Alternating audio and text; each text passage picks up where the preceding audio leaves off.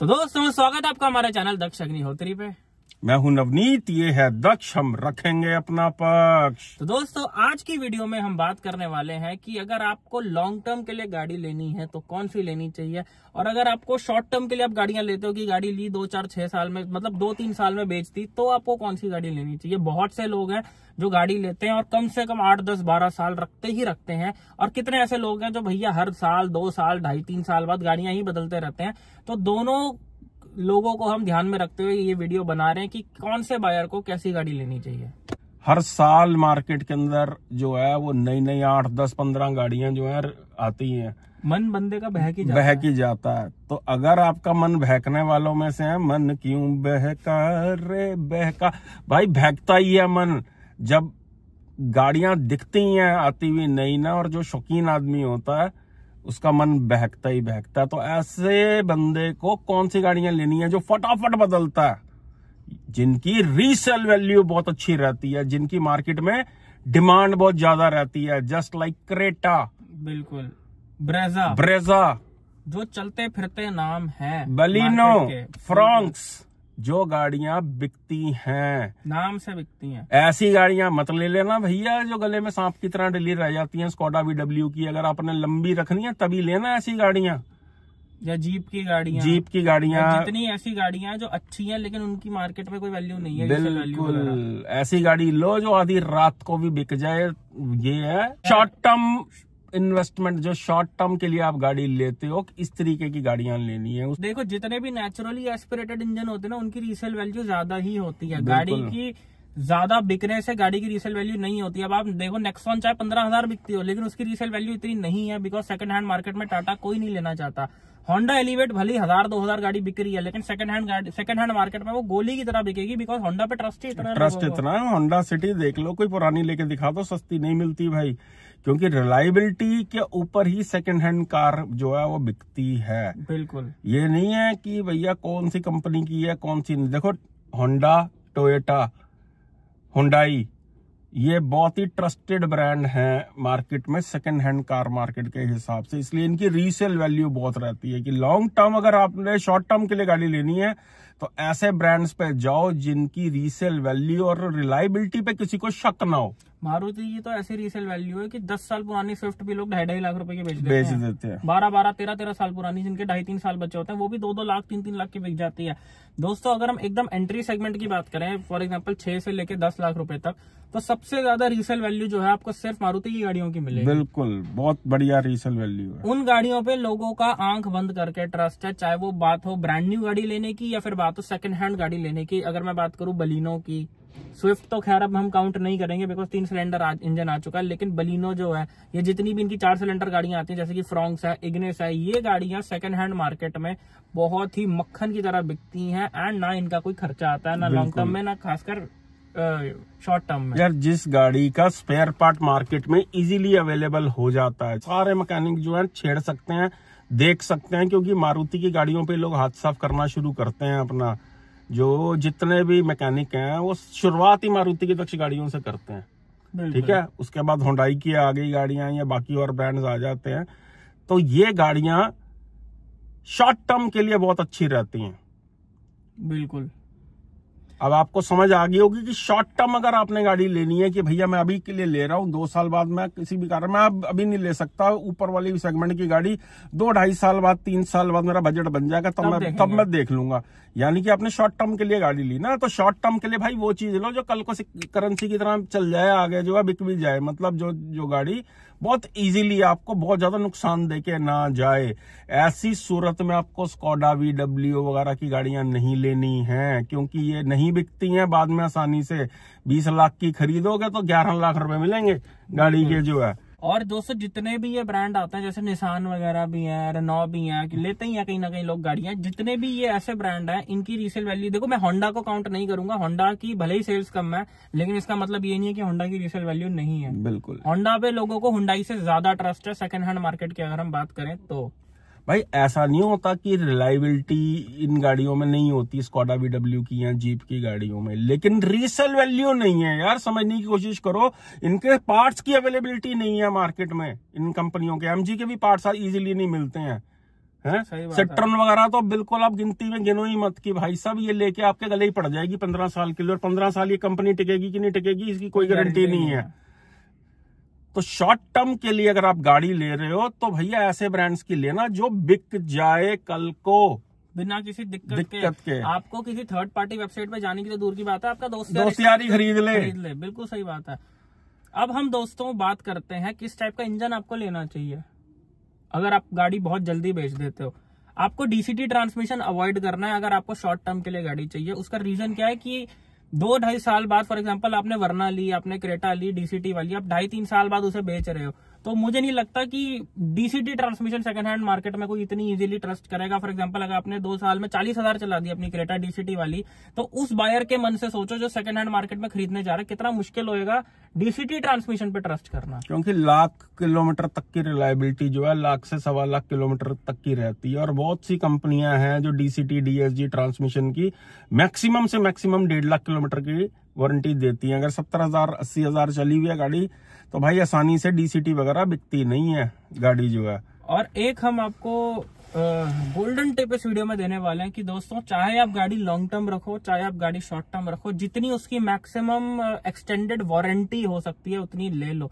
कुछ लोग क्या होता है गाड़ी शॉर्ट टर्म के लिए लेते हैं इसलिए एक्सटेंडेड वारंटी लेते नहीं है, सोच के कि यार मुझे तो 4-6 साल रखनी नहीं है, मैं तो दूसरे तीसरे साल बेच दूंगा।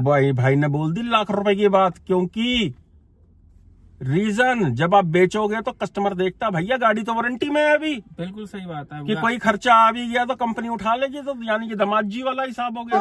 दामाद जी, दामाद दिखाएगा दामादी, कर देगा तुम्हारी इज्जत की बर्बादी। जो गाड़ी वो दोस्तों वारंटी में दिखती है वो गाड़ी सबसे जल्दी बिकती है। आप अपना ही सोच लो, फॉर एग्जांपल आप as a customer second hand market में जाओ, आपको एक 3 साल पुरानी गाड़ी दिखे, चलो आपको टाटा की नेक्सॉन देखी 3 साल पुरानी, आपके मन में शंका आ रही है यार टाटा की गाड़ी है पुरानी दिक्कत तो नहीं आएगी, लेकिन फिर आपको दिखता है भाई 2 साल की वारंटी बची हुई है। अरे भाई दिक्कत आएगी तो कंपनी देख लेगी ना अपने आप। अब आ जाते हैं दोस्तों, अगर हमने बोला कि डीसीटी ट्रांसमिशन अवॉइड कर देना अगर आपको शॉर्ट टर्म के लिए लेनी है, सीवीटी ट्रांसमिशन आप ले सकते हो, टॉर्क कन्वर्टर आप ले सकते हो, ऑटोमेटिक गियर बॉक्स की हम बात कर रहे हैं जो है। अगर मारुति वगैरह में ले रहे हो तो इनके एएमटी भी ले सकते हो, बलिनो फ्रॉन्क्स में जो आते हैं, ठीक ठाक बढ़िया माइलेज ओरिएंटेड गियर बॉक्स है, कंफर्टेबल है, बिक भी जाते हैं यार बहुत आसानी से मारुति के ये जो गियर बॉक्स है। यानी कि ऐसा सौदा लेना हमने शॉर्ट टर्म के हिसाब से जो आगे को बिक भी जाए। भाई शॉर्ट टर्म का मतलब ही यही है, short term investment, long term investment. अगर आपको एसयूवी सेगमेंट में जाना तो महिंद्रा की गाड़ियां गोली की तरह बिकती हैं, खासकर इनके डीजल इंजन, पेट्रोल भी बिक ही जाते हैं, लेकिन डीजल की ज्यादा वैल्यू रहती है, ऑल इंडिया में बिकती है वो गाड़ी। और ऊपर से क्या इनमें टॉर्क कन्वर्टर ट्रांसमिशन आते हैं, तो पूरी रिकमेंडेड है। महिंद्रा की गाड़ी की रीसेल वैल्यू बहुत ज्यादा होती है। आपके खुद भी रिश्तेदारों में आपने देखा होगा थार लोगों ने लेकर कितनी महंगी महंगी बेची है 2021, 22, 23 में। बहुत डिमांड रहती है महिंद्रा की गाड़ी में, आसानी से बिक जाती है। टाटा की अपर सेगमेंट गाड़ियों से ज्यादा डिमांड महिंद्रा की गाड़ियों की रहती है, फिर चाहे वो ब्रांड न्यू कार हो या सेकंड हैंड कार मार्केट हो। अब चलते हैं दोस्तों उन बायर्स की तरफ जिनको लॉन्ग टर्म गाड़ी रखनी है। लॉन्ग टर्म के हिसाब से आपको क्या चीज देखनी चाहिए? देखो दोस्तों, लॉन्ग टर्म का मतलब है नो सेकंड बायर इन्वॉल्व। आप सिर्फ गाड़ी अपने लिए और अपने परिवार के लिए ले रहे हो, बिल्कुल अपने मन की खुशी के लिए कि भैया मैंने ले लिया, मेरी मर्जी होगी तो मैं बदलूंगा, अदरवाइज कोई नीड नहीं पड़ेगी, गाड़ी सिरदर्दी नहीं देगी तो मैं बदलूंगा ही नहीं। इसमें आपको वैसी गाड़ी लेनी है जो आपको मैक्सिमम स्वाद दे। बिल्कुल। देखो भैया रिलायबिलिटी ना इनकी बाकी ब्रांड्स, सारे ब्रांड्स के अंदर होती है। अगर आप खुद से मेंटेन करते हो, गाड़ी अच्छे से मेंटेन करते हो, टाइमली सर्विस कराते हो, कंपनी से सर्विस कराते हो, तो गाड़ी के अंदर भैया नटवे ढीला नहीं होता। बिल्कुल दोस्तों, कोई दिक्कत नहीं आती। अभी हम रिकमेंड भी करेंगे। देखो अगर महीने की 5 लाख ब्रांड न्यू गाड़ियां बिकती हैं तो उन 5 लाख में से 4.25 लाख गाड़ियां तो लोग सिर्फ सेकंड ओनर के लिए खरीदते हैं। अगर आप उन बचे हुए 25-50 हजार कस्टमर में से आते हो तो यहाँ से वीडियो शुरू होती है आपके लिए। भैया सबसे पहला लोगों का क्वेश्चन होता है कॉल जब वो बुक कराते हैं हमसे बात करने के लिए, मैसेज के लिए, कि भाई इस गाड़ी की रीसेल वैल्यू कैसी है। भाई अब भैया खुद तो स्वाद ले लो। रीसेल वैल्यू अगर आप लॉन्ग टर्म के लिए ले रहे हो तो किस बात की रीसेल वैल्यू? अगर आपसे गाड़ी लेके लग गई, एक्सीडेंटल हो गई, तो फिर क्रेटा की क्या वैल्यू है और एमजी की क्या वैल्यू है? बिल्कुल कंचा होएगी तो हर गाड़ी की वैल्यू है। हाँ भाई, तो दोस्तों लॉन्ग टर्म के लिए आप ऐसी भी गाड़ियां ले सकते हो जिसकी रीसेल वैल्यू बहुत ही कम है, अगर वो गाड़ी आपको वैल्यू प्रोवाइड कर रही है। जैसे एमजी की गाड़ियां जो इनकी हेक्टर वगैरह है डीजल में पेट्रोल में बहुत ही अच्छी वैल्यू प्रोवाइड करती है, बहुत ही सुंदर फीचर्स के साथ आती है। अंदर बैठ के ना गाड़ी में एक फील गुड फैक्टर आता है उन गाड़ियों में, चाहे इनकी एस्टर हो इनकी हेक्टर हो कोई भी एमजी की गाड़ी हो। दूसरी चीज क्या है दोस्तों, जो गाड़ी की रीसेल वैल्यू मार्केट में कम होती है ना, या जिसकी डिमांड आज की डेट में कम है, वो पहले ही सस्ती मिलेगी आपको गाड़ी जो है। सबसे बड़ा बेनिफिट यही है। जैसे कि बात की भाई ने एमजी की, तो एमजी के अंदर 12 महीने ही डिस्काउंट चलता रहता है। एंड मुझे एक बात बताओ, अगर गाड़ी आपको लेते वक्त ही 2 लाख सस्ती पड़ रही है, तो अगर बेचते वक्त 4 लाख का नुकसान हो भी गया तो क्या फर्क पड़ रहा है?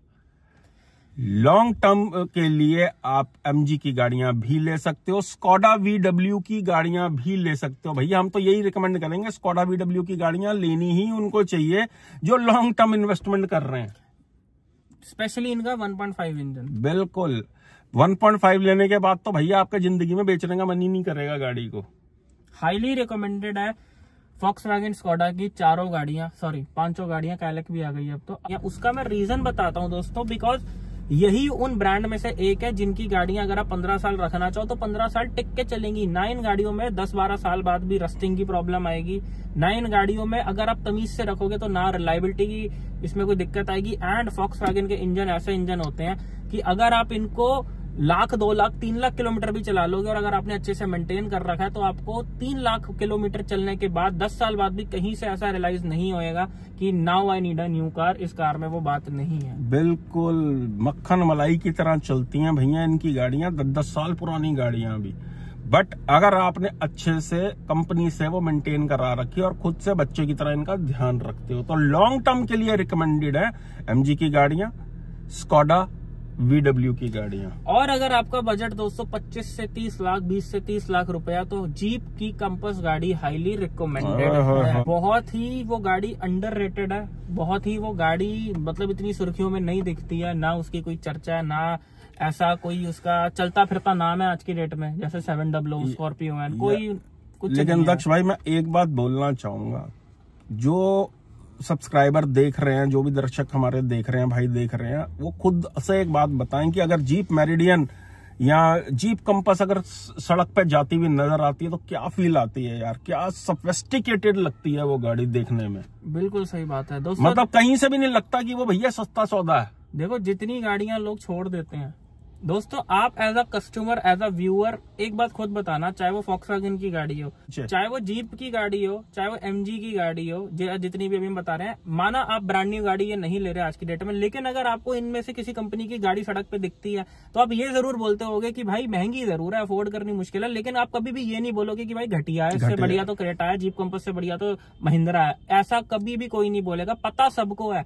लेकिन बात क्या है कि लोग कहीं ना कहीं डरते हैं रिलायबिलिटी के इशू को लेके, और कि कंपनियां छोड़ के ना चली जाए, ये इशू को लेकर डरते हैं। बाकी भाई घबराने की कोई बात नहीं है, कंपनी कोई भी अगर भाग जाएगी तब भी वो सर्विस 10 साल प्रोवाइड करेगी, उनके स्पेयर पार्ट्स मिलते रहेंगे। इनके तो आज भी इन कंपनियों के स्पेयर पार्ट इजीली नहीं मिलते जबकि ये बैठे हुए हैं। अरे अब वो छोड़ो, हम लोगों को एक अपना किस्सा बताते हैं। हमारे पास XUV 500 थी, उसकी कोई डीजल की पाइप फट गई थी। हाँ डीजल भाई साहब वो महिंद्रा के पास खुद के पास नहीं थी। हाँ कश्मीरी गेट से जाके भैया हमें लेके आनी पड़ी, वो वहां से ढूंढ ढांड के। कौन से साल की बात होगी? 19 की 18-19 की है, 20 की बात है, 2020 या 19 या 20 की बात, 2020 की बात है। XUV 500 थी हमारे पास, उसकी कोई डीजल की पाइप फट गई थी। वो हम महिंद्रा के 2-3 सर्विस सेंटर में हुआ है, किसी के पास पार्ट ही नहीं था। हम पता वेट करनी पड़ेगी जी। हम आफ्टर मार्केट 10 जगह हम धक्के खा लिए, कहीं पे नहीं मिला। डीजल डलवाते थे, डीजल लीक कर जाता था, धीरे धीरे करके डलवाते थे फिर लीक कर जाता था। वो पता चल गया फॉल्ट क्या है, लेकिन वो पार्ट ही नहीं था उनके पास। वो महिंद्रा के सर्विस सेंटर में नहीं था, कहते वो पता नहीं कहाँ से, उन्होंने कहा था बाहर से कहीं से आएगा। तो भैया वहाँ के अंदर के बंदे ने बताया, कहता जी पार्ट ढूंढ रहा तो कश्मीरी गेट चले जाना, वहां पे मिलेगा ये। वहां पे ढूंढ ढांड के हम लेके आए और फिर हमने वो भैया पार्ट जो है वो बाजार से लगवाया। सर्विस सेंटर में तो लगवाया नहीं, क्योंकि पार्ट ही आफ्टर मार्केट खरीद के लेके आए थे, लेकिन था वो महिंद्रा जेन्युइन किसी के पास पड़ा हुआ था। कहने का मतलब ये, अगर कोई आपका ऐसा वैसा पार्ट डैमेज हो जाता है तो चाहे किसी भी ब्रांड की गाड़ी है भैया, वेट करना ही पड़ेगा। तो अगर लॉन्ग टर्म के लिए गाड़ी ले रहे हो तो जीप की गाड़ियां, Volkswagen की गाड़ियां, स्कोडा की गाड़ियां, बहुत ज्यादा MG की गाड़ियां अच्छी खासी आपको वैल्यू प्रोवाइड करेंगी और इनकी क्वालिटी ऐसी है, मैं गारंटी देता हूं। आप किसी 20 लाख की फॉर एग्जांपल ग्रैंड विटारा होगी, अब ग्रैंड विटारा को 10 साल रखो, आप कुशाक को 10 साल रखो, भाई ग्रैंड विटारा खड़क चुकी होगी पूरी। बिल्कुल और टाइगून आपकी या फिर कुशाक आपकी या फिर एमजी की गाड़ियां भी बहुत सॉलिड होती हैं। इवन जीप भी जो क्वालिटी प्रोवाइड कर रहा है, इनकी गाड़ियां 10-12 साल बाद भी उतनी ही सॉलिड रहेंगी, आपका चलाने का उतना ही मन करेगा। अब अगली सेगमेंट पे चलते हैं दोस्तों की अगर आप लॉन्ग टर्म के लिए गाड़ी खरीद रहे हो तो टिगवान भी गाड़ी खरीदी जा सकती है फॉक्सवैगन की, अगर आप लंबा रखने के प्रोस्पेक्टिव से खरीद रहे हो तो भैया वो ऑडी वाला स्वाद दे देगी आपको, ऑडी Q3 वाला स्वाद निकाल देगी वो गाड़ी। जो है प्रेजेंस भी ठीक ठाक है गाड़ी की, चलने में वो लाजवाब है और लॉन्ग टर्म के लिए ही रिकमेंडेड है। शॉर्ट टर्म के हिसाब से लोगे तो फंस जाओगे भैया, 5-7 लाख रुपए 10 लाख रुपए टूट जाएगा बहुत जल्दी उसके अंदर। और साथ ही साथ कोडियाक के ऊपर भी अगर आपको अच्छी डील मिले तो लॉन्ग टर्म के लिए वो भी ली जा सकती है गाड़ी, बहुत ही अच्छी गाड़ी है। अब बात कर लेते हैं दोस्तों, लोग पूछ रहे हैं भाई टाटा कहाँ है इसके अंदर। भैया टाटा की रिलायबिलिटी तो आपको पता ही है, हम कोई टाटा हेटर नहीं है भाई, लेकिन टाटा के क्या है कि ना इनकी रीसेल वैल्यू, और टाटा की गाड़ियां भैया लॉन्ग टर्म के लिए कभी भी रिलायबल नहीं रहती हैं और रीसेल वैल्यू भी नहीं मिलती। लॉन्ग टर्म के हिसाब से सोच के चलोगे रस्टिंग की बहुत ज्यादा दिक्कत है, मतलब ब्रांड न्यू कार्स में दिक्कत है। हम जैसे हम पीडीआई करते हैं दोस्तों, जनवरी में पीडीआई कर रहे हो, दिसंबर की गाड़ी होती है, 15-20 दिन पुरानी गाड़ी होती है, जंग लगा हुआ होता है गाड़ी में, उसमें भी रस्टिंग शुरू हो चुकी है। मतलब रस्टिंग की प्रॉब्लम महिंद्रा से काफी ज्यादा जो है टाटा को बहुत ज्यादा इंप्रूवमेंट करने की जरूरत है भैया। खाली सेफ्टी सेफ्टी सेफ्टी बोलने से कुछ नहीं होता, सेफ्टी का मतलब है गाड़ी रुकनी भी चाहिए, ब्रेक भी लगनी चाहिए। जब देखो नेक्सॉन पलटी होती है सड़कों के ऊपर, स्टेबिलिटी भी होनी चाहिए गाड़ी के अंदर। बिल्कुल सही बात, बहुत सारी चीजें मैटर करती है। कार बनाना भाई एक बहुत अलग लेवल की इंजीनियरिंग है, जिसके लिए बहुत लंबी चौड़ी R&D चाहिए होती है यार गाड़ियों के लिए। अब बात कर लेते हैं अगर हम अपर सेगमेंट गाड़ियों की तरफ जा रहे हैं, भैया अपर सेगमेंट गाड़ी हमें लेनी ही तभी है, अगर मिडिल क्लास बंदा हमारे जैसा कोई गाड़ी प्लान कर रहा है अपर सेगमेंट की, तो उसको तभी लेनी है अगर लंबी रखनी है गाड़ी। अपर सेगमेंट कितनी अपर सेगमेंट? अपर सेगमेंट का मतलब है जैसे कि ऑडी, BMW, जितनी भी सेगमेंट की गाड़ियां आ जाती हैं, मतलब एंट्री सेगमेंट जो गाड़ियां लग्जरी गाड़ियां वो तभी प्लान करनी है कि अगर आपने लंबी रखनी है। अदरवाइज शॉर्ट टर्म के हिसाब से आप ले रहे हो ना कि मैं ऑडी ले लेता हूँ भैया 2 साल बाद बेच दूंगा तो 10 लाख 15 लाख रुपए टूट जाएगा उसका। ऐसे में आपको लेनी है फॉर्च्यूनर, टोयोटा की फॉर्च्यूनर लेनी है, फर्नीचर लेना है आपको टोयोटा की गाड़ी, वो ही एक ऐसी लौती गाड़ी है जो जल्दी बिक जाएगी। लेकिन लॉन्ग टर्म अगर लेनी है तो जो मजा आपको जर्मन की, बिकॉज जो ये 15-20 लाख की जर्मन कार्स आती हैं ये आधी जर्मन कार्स हैं, लेकिन जो 50 लाख की जर्मन कार्स आती हैं वो प्रॉपर जर्मन कार्स हैं। उसकी क्वालिटी, उसकी ड्राइव, उसकी ईच एंड एवरीथिंग तो एक्सेलेंट ऑप्शंस हैं। ऑडी की Q3 सबसे पहली रिकमेंडेशन है पेट्रोल में अगर आपको एंट्री सेगमेंट गाड़ी लेनी है, एंड अगर डीजल में लेनी है तो BMW X1, उसमें बहुत ज्यादा फायदा हो जाता है सेकंड हैंड लेने के अंदर। लेकिन दोस्तों ये लॉन्ग टर्म की एक मैं फटाफट से बोलता हूँ फिर वीडियो जो है एंड करते हैं।